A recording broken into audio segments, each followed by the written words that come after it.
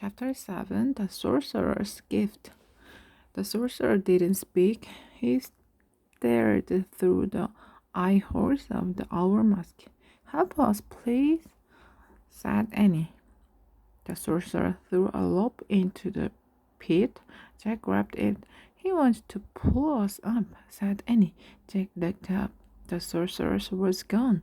"Where did he go?" Jack said. "Tug on the rope," said Annie. Jack tugged. The rope tightened. It began rising. "I'll go first," said Annie cheerfully. "Annie, this isn't a game," warned Jack. "Don't worry, I'll be careful." Jack gave her the rope. "Okay, but hold on tight," he said. Annie held the rope with both hands. She pushed her feet against the side of the pit. She rose into the air with a rope. She kept pressing against the side of the pit until she reached the top. Jack saw the sorcerer leap here and help Annie up. Then they moved out of the sight. Jack and puzzled. The sorcerers had used both hands to help Annie. So, who held the other end of the rope?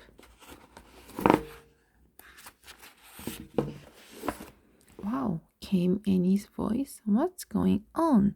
Jack wondered. The sorcerers came back and threw the rope down again. Jack grabbed it, and the rope started to rise.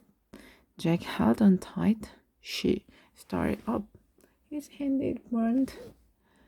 His arms felt as if they were being pulled out of the socket, but he kept his hold on the rope and his feet against the side of the pit, and the top of sorcerers pulled Jack onto the snowy ground. "Thanks," said Jack, standing. The sorcerer was tall.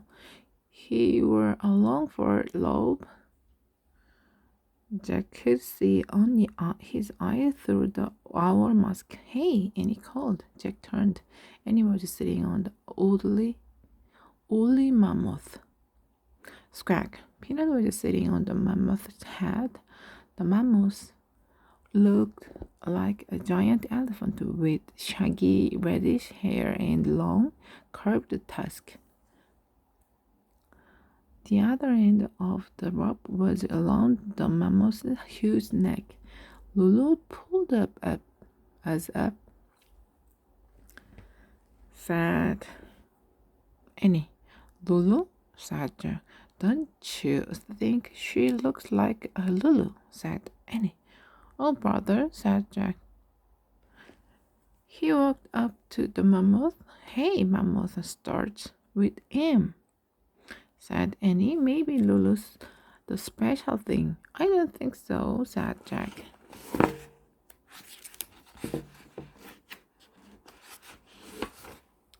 The great creature knelt down just like a circus elephant. "Hooah," said Annie. She clutched the mammoth's ears to keep from falling off.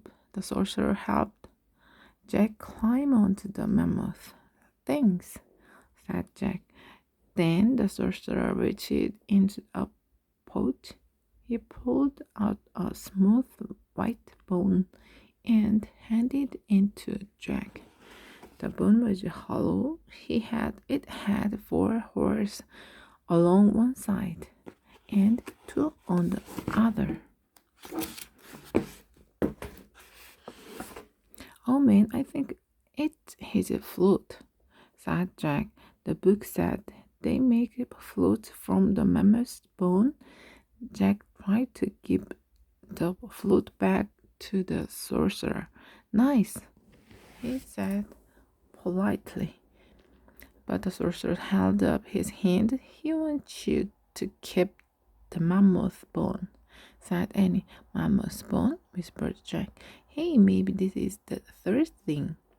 Jack looked at the sorcerer. Do you know Morgan? He said. He asked. The sorcerer did not answer, but his eyes sparkled with kindness. He turned away from Jack and untied the mammoth's rope. Then he whispered into the earth of the giant woolly creature. When the mammoth stood up, Jack gripped Annie's coat to keep from falling up. He felt miles above the ground. He nestled behind Annie in the deep between the mammoth's head and the huge curved back. The mammoth took slow, plodding steps across the snow, then picked up speed. Where are we going? Said Jack as they bumped up and down. To the tree house, said Annie. How does he know where it is? Said Jack. She just knows, said Annie. Jack looked back. The sorcerer was standing in the snow, watching them.